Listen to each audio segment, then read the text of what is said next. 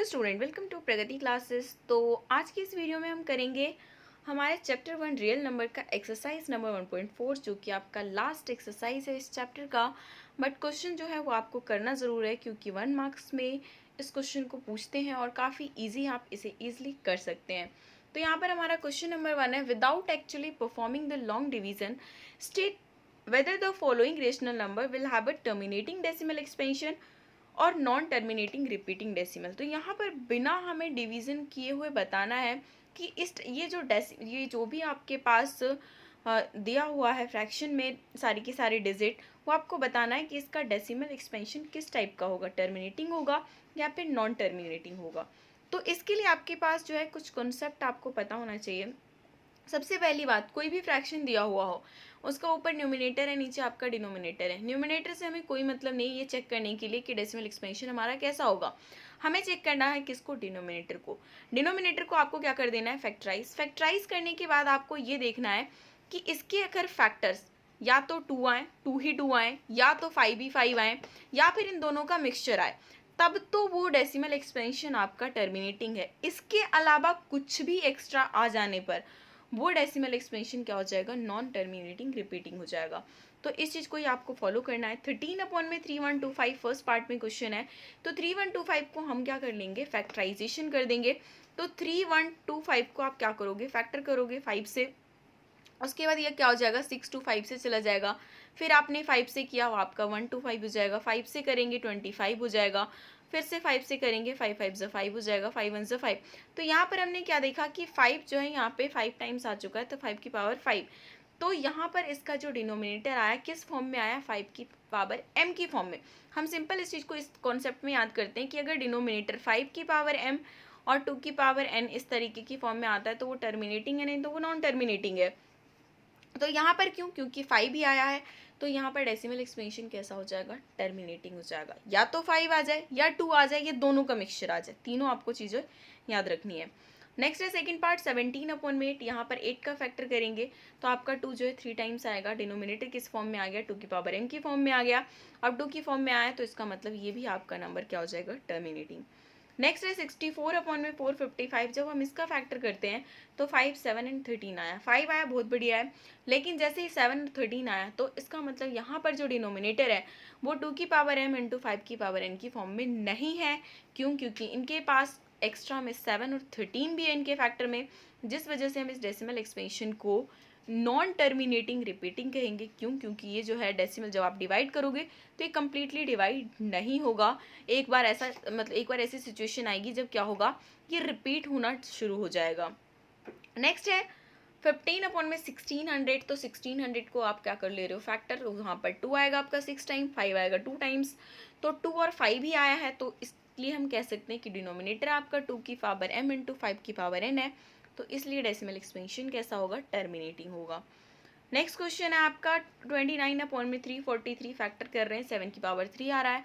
Denominator बिल्कुल भी 2 की पावर m 5 की पावर n की फॉर्म में नहीं है। क्यों, क्योंकि इसका 7 इसका फैक्टर है, इस वजह से ये भी नॉन टर्मिनेटिंग रिपीटिंग होगा।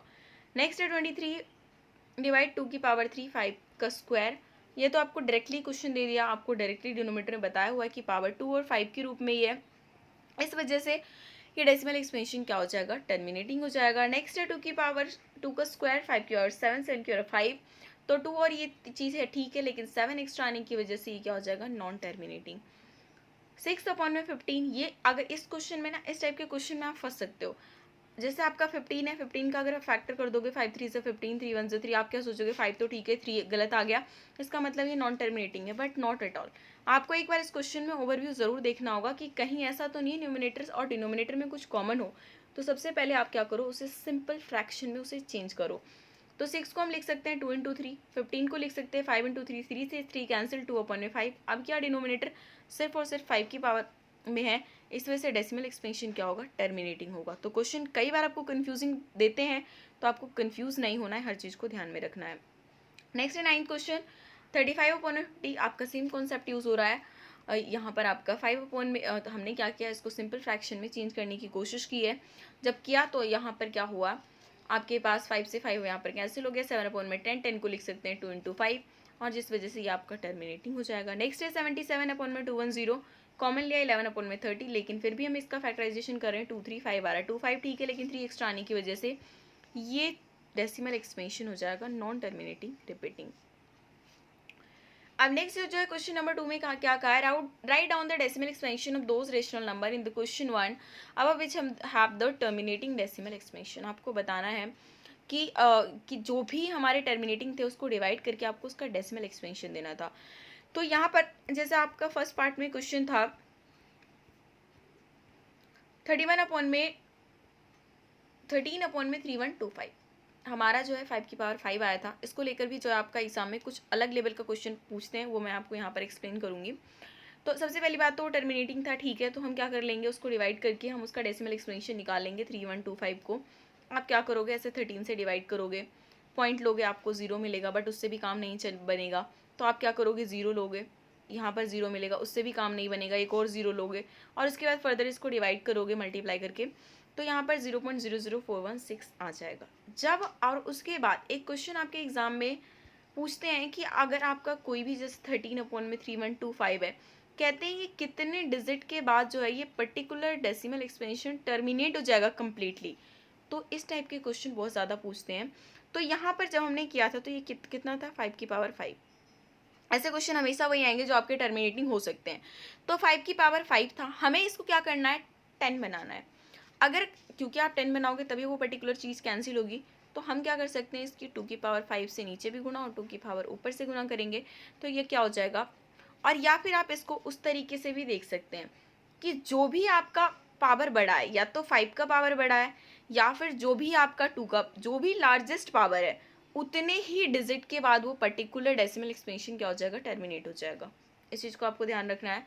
तो इस वजह से देखिए जब उसमें हमने किया था तो 5 है, 2 तो था ही नहीं इसमें, तो लार्जेस्ट पावर क्या है यहाँ पर 5 है, तो 5 डिजिट के बाद ही वो क्या होगा, टर्मिनेट होगा। अब 17/8 इस क्वेश्चन में भी आपने देखा होगा कि 8 हमारा क्या आया था, 2 क्यों, 5 इसमें है नहीं, तो 3 डिजिट के बाद ये क्या हो जाएगा, टर्मिनेट हो जाएगा। 15/1600 के केसेस में आपने देखा होगा, 15/1600 की तरफ आपको लेके चलते हैं।